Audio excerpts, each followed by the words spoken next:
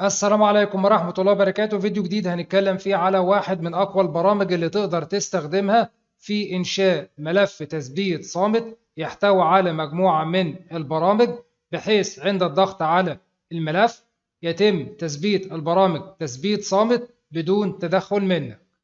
البرنامج اللي هنستخدمه هو برنامج Silent Install Builder. هنبدأ ندخل على الموقع الخاص بتحميل البرنامج ونضغط على داونلود سايلنت انستول بيلدر. رابط الموقع الخاص بتحميل البرنامج هسيبه لك في اول تعليق مثبت اسفل الفيديو. بعد كده ببدا ان انا اثبت البرنامج، وبعد كده ابدا اضغط كليك يمين على ايقونه اختصار البرنامج واختار ران از ادمنستريتور. هيبدا يفتح معايا واجهه البرنامج بالشكل ده. بعد كده هبدا اختار كرييت نيو باكج، وابدا اختار الاختيار الثالث اللي هو كاستم بوت باكج بالشكل ده، واضغط على نيكست واضغط على فينيش. ومن نيم ابدا اسمي ملف التثبيت الصامت، وليكن مثلا اسميه بروجرام بالشكل ده. ومن اختيار اد ابدا اضيف البرامج اللي هيتضمنها الملف ده. هبدا اختار اول برنامج بالشكل ده كده، واختار انستول ابلكيشن. ومن انستول من انستوليشن فايل ابدا اختار البرنامج بالشكل ده، وليكن مثلا برنامج الفي ال سي، واضغط على اوبن. هيبدا يتعرف على البيانات الخاصه بالبرنامج.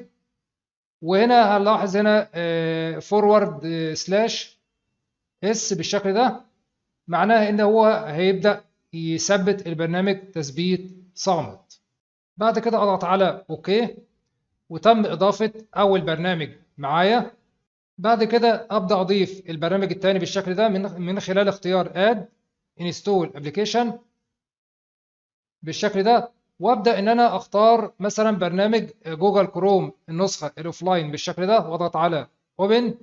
خلاص هنا ان الفورورد سلاش اس مش موجوده، فابدا ان انا اضيفها من خلال المربع ده بالشكل ده كده، واضغط على اوكي. بعد كده ابدا اضيف البرنامج الثالث، وليكن مثلا برنامج الفايرفوكس،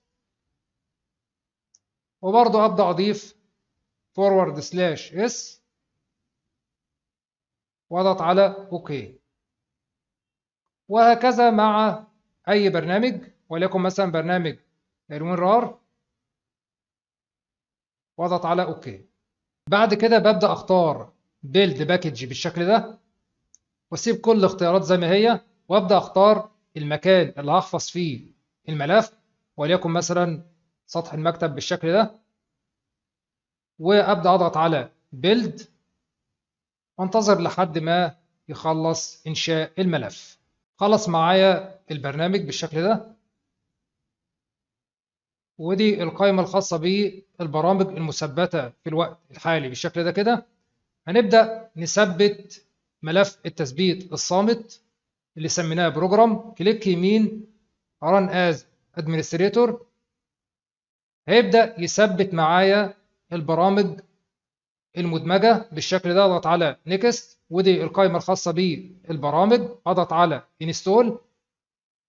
هيبدأ يثبت البرامج بشكل صامت بدون تدخل منك. خلص معايا البرنامج، وهنا العمليات اللي تمت في الملف التثبيت الصامت بالشكل ده، اضغط على كلوز. خلاص هنا ان البرامج بالفعل تم تثبيتها. ولو دخلت على كنترول بانل بالشكل ده وانستول بروجرام، لاحظ هنا ان تم اضافه البرامج الجديده اللي تم تثبيتها بالشكل ده.